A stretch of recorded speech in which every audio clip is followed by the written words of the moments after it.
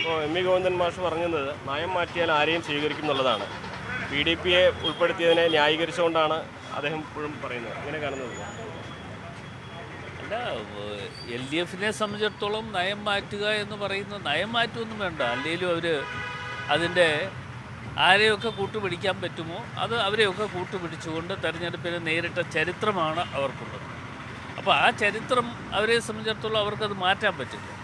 ഇപ്പോൾ PDP ഉൾപ്പെടെയുള്ളതാണെങ്കിലും അങ്ങനെയുള്ള പല ആളുകളെയും കൂട്ടുപിടിച്ചുകൊണ്ട് ഓരോ തെരഞ്ഞെടുപ്പ് വരുന്നുണ്ട്. ഇവർക്കെല്ലാം പല ന്യായങ്ങളുണ്ട്. ആ പല ന്യായങ്ങളിലൂടെ അവർ അതിലേക്ക് കടന്നു വരികയാണ് സാധാരണഗതിയിൽ ചെയ്യാറുള്ളത്. അപ്പോൾ ഇപ്പോൾ പറയുന്ന ന്യായം എന്ന് പറയുന്നത് ആരെ കൂട്ടുപിടിക്കാൻ ഞങ്ങൾ തയ്യാറാണെന്നുള്ള ഒരു വ്യക്തമായ സൂചനയാണ് Shri M V Govindan master നൽകിയിട്ടുണ്ട്. വെൽഫെയർ പാർട്ടിയുള്ള UDFൻ്റെ ബന്ധമാണ് അതിന് കാരണമായിട്ട് അവർ പറയുന്നത്. മതരാഷ്ട്രഭാഗത്തു നിന്നും വെൽഫെയർ പാർട്ടി പിന്മാറിയിട്ടില്ല.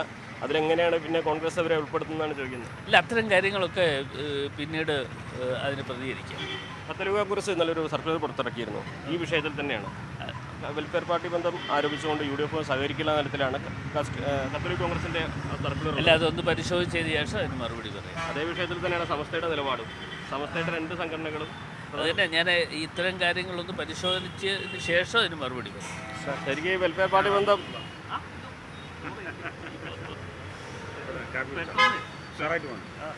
ഞാൻ ഇടയ്ക്കൊക്കെ ചേർത്തില്ല. അപ്പോൾ നമ്മുടെ കൺവെൻഷനല്ലോ പെൻഷൻ നിഷേധിച്ച ഈ പ്രിയങ്ക വരുമ്പോൾ എന്തൊക്കെ വിഷയങ്ങളും മെയിനായിട്ട് പ്രിയങ്ക ഈ നിയോജകമണ്ഡലത്തിലെ കൂടി MP ആണ്.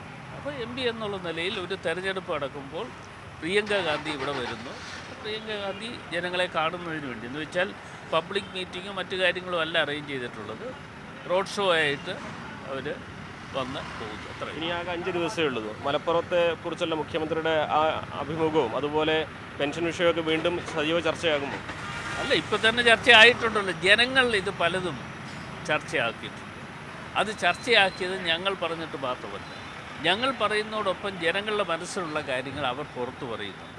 അപ്പോൾ ആ പുറത്തു പറയുന്ന കാര്യങ്ങൾ തീർച്ചയായിട്ടും അത് ജനങ്ങൾ വിലയിരുത്തൽ നടത്തുകയും അതിനെതിരെ ഉള്ള വിധിയെഴുത്ത് നടത്തുകയും ചെയ്യും. നിർണായകമാകുക ഭരണവിരുദ്ധ വികാരമാകുമോ?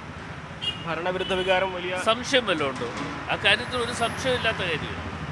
UDFനെതിരെ വരുന്ന പ്രശ്നങ്ങളെയൊക്കെ മറികടക്കാൻ ഈ ഭരണവിരുദ്ധ വികാരം മതി. അത് തന്നെ അധികമാണ്.